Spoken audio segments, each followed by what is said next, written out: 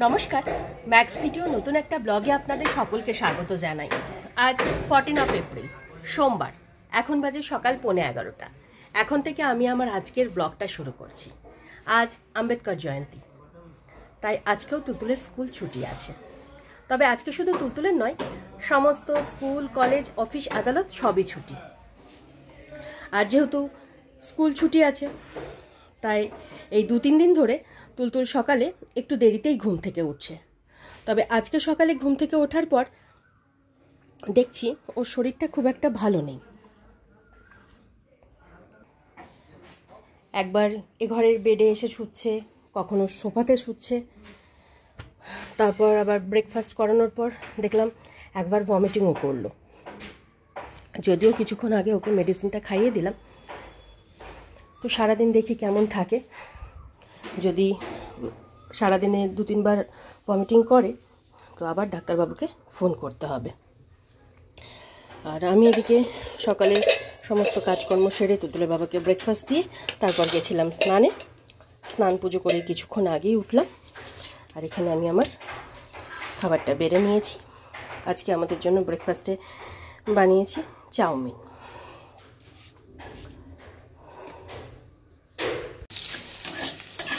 তখন আমি ব্রেকফাস্ট সেরে দুধটা জাল দিয়ে রেখে এদিকে দুপুরে রান্নাটা বসিয়ে দিয়েছি। প্রেশার কুকারে অড়হর ডাল সেদ্ধ হচ্ছে আর কড়াই করলা ভাজা হচ্ছে।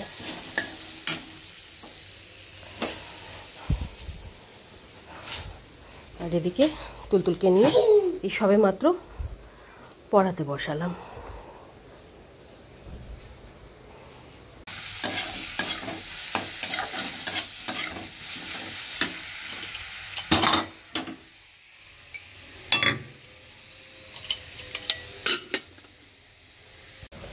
এখন বাজে 12:50।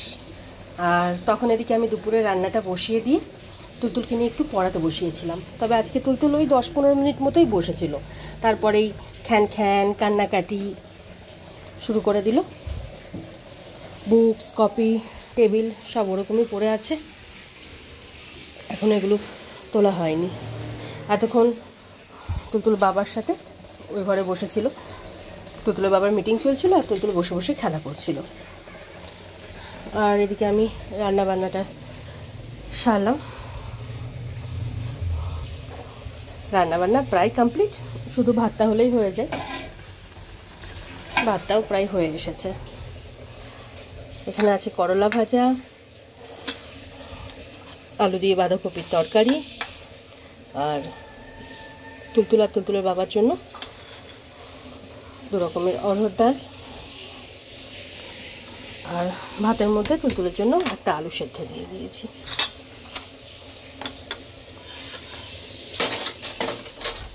আজকে সকালে যেহেতু তুলতুল একবার ভমিটিং করেছে, তাই ওকে আর কিছু ফল টল খাওয়ালাম না, শুধু একটু জল খাইয়েছি কিছুক্ষণ আগে। আর এখন জল নিয়ে খেলা করছে বাথরুমে।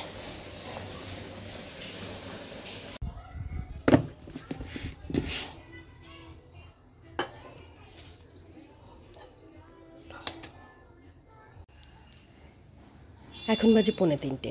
আর আজকে 2:05 মধ্যে ওদের 3 জনেরই লাঞ্চ কমপ্লিট হয়ে গেছিলো। আর লাঞ্চের পর তুলতুলের হাত মুখটা ধুয়ে ঘুম পাড়ানোর জন্য বেডে নিয়ে আসলাম। বেডে নিয়ে এসে শোয়ানোর পর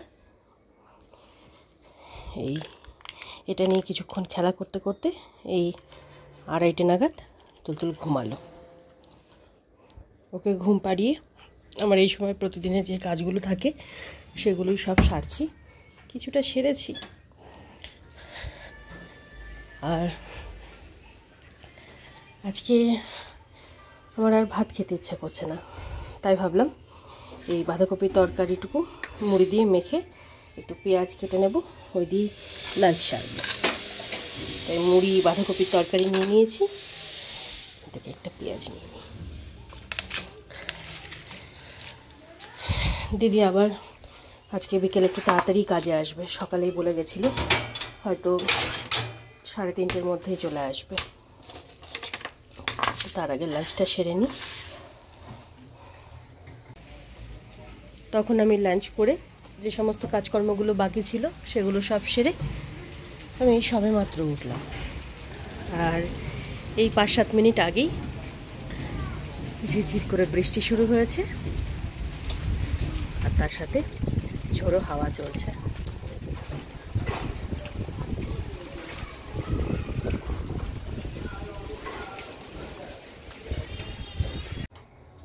গুড ইভিনিং। এখন বাজে 6:45, আর তুলতুল এই 6:15-20 নাগাদ ঘুম থেকে উঠল। আর 3:30 পৌনে 4টে নাগাদ যে বৃষ্টিটা শুরু হয়েছিল, প্রায় আধ ঘন্টা 45 মিনিট ভালো বৃষ্টি হয়েছে।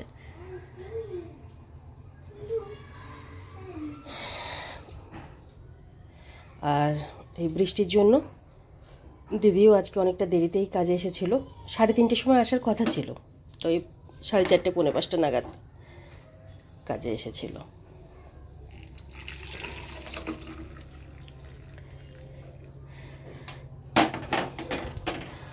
আর এদিকে আমার সন্ধ্যের কিছু কাজ সেরেছি, আর কিছু কাজ বাকি আছে।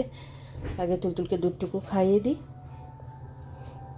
তারপরে বাদবাকি কাজগুলো সারবো। তুলতুলের বাবার মিটিং চলছে, মিটিংটা শেষ হলে তারপর ওনাকে চা বানিয়ে দেবো।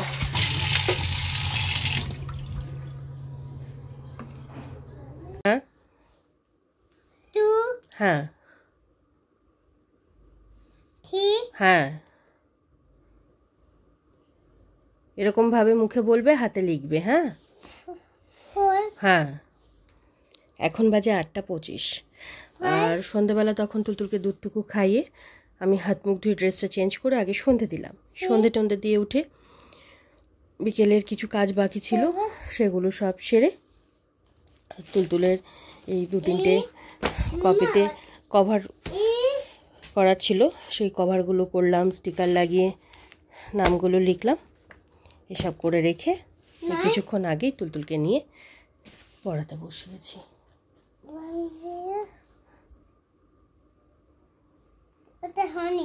তো ইরেজ করো।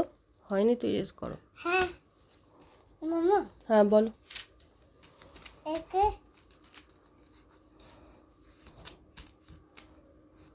10 কি হয়? 10 হ্যাঁ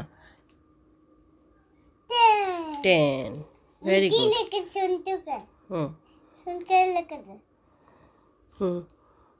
চোখে কি হয়েছে? চোখ থেকে হাত নামা। আচ্ছা ঠিক।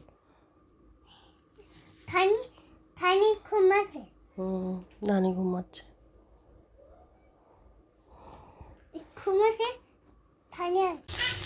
এখন বাজে 9:45, আর কিছুক্ষণ আগে তুলতুলে লেখাপড়ার পর্ব সেরে স্কুলের বইপত্র সব গুছিয়ে রেখে আমি কিচেনে আসলাম রাতে রান্না বান্না সারতে। গতকালকে ম্যারিনেট করা কিছুটা চিকেন ফ্রিজে রেখে দিয়েছিলাম, তো সেটাই বের করে এখন চিকেন পকোড়া করছি। আর ওদের 3 জনের জন্য প্রেশার কুকারে ভাত হচ্ছে। ওবেলার কিছুটা ডাল রয়েছে, খেতে বসার আগে ডালটুকু গরম করে দেবো। আর তুলতুলের জন্য একটু পাঁপড় ভেজে দেবো। আর যদি এখান থেকে 1-2 চিকেন পকোড়া খাই তো ঠিক আছে, মনে তো হয় না খাবে, যেহেতু শরীরটা আজ খুব একটা ভালো নেই, কিছুই সেভাবে খেতে চাইছে না।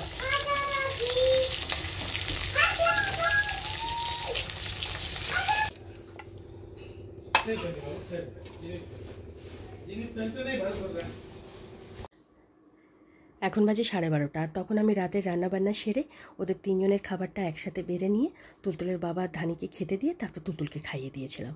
আর আজকে রাতে ওদের 3 জনের জন্য ভাত বানিয়েছিলাম। ভাত, চিকেন পকোড়া, পাঁপড় ভাজা, ওবেলার কিছুটা ডাল ছিল, সেই ডালটা গরম করে নিয়েছিলাম। আর ধানিকে দই দিয়ে ভাত মেখে খেতে দিয়ে দিয়েছিলাম। মোটামুটি 10টা 20-25-এর মধ্যে ওদের ডিনার কমপ্লিট হয়ে গেছিলো।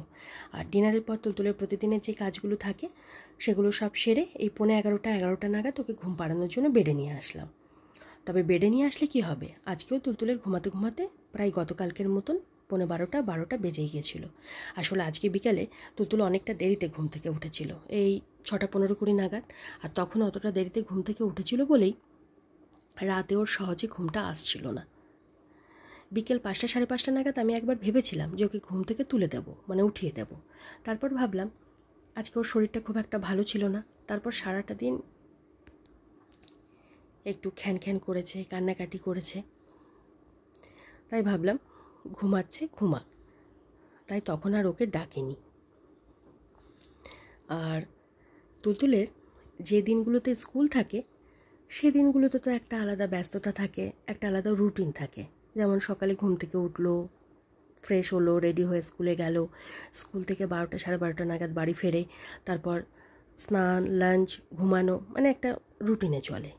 কিন্তু যে দিনগুলোতে স্কুল থাকে না, মানে ছুটির দিনগুলোতে, আর বিশেষ করে যদি লাগাতার 2-3 দিন ছুটি থাকে, তখন ওই স্কুলের সময়টুকুতে ওকে বাড়িতে রাখা প্রায় অসম্ভব হয়ে যায়।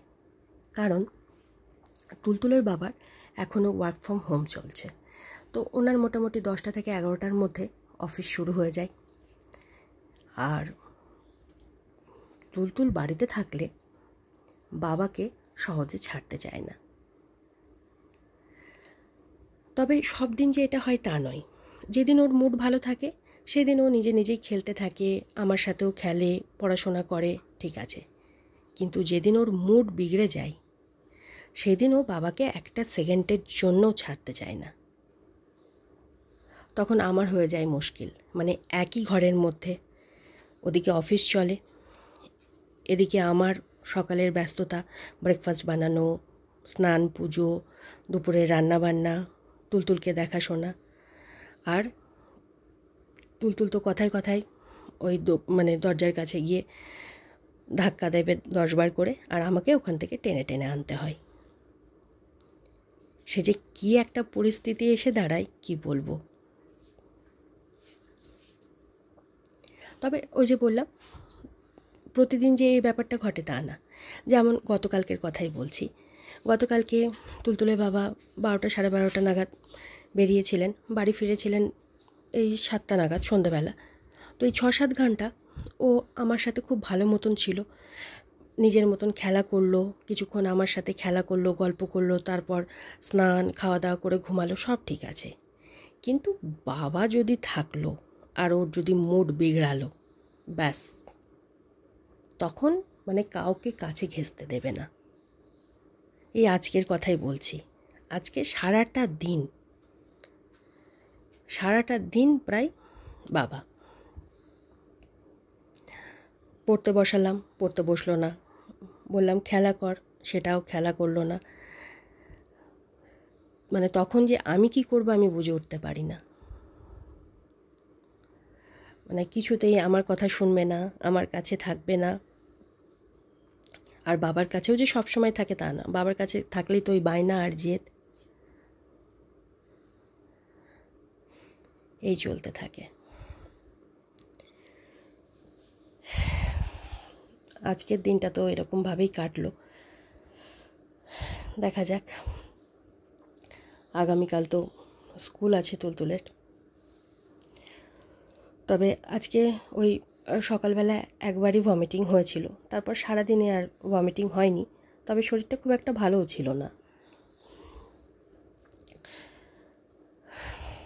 যাই হোক, আজকের ব্লগটা আমি এ পর্যন্তই রাখছি।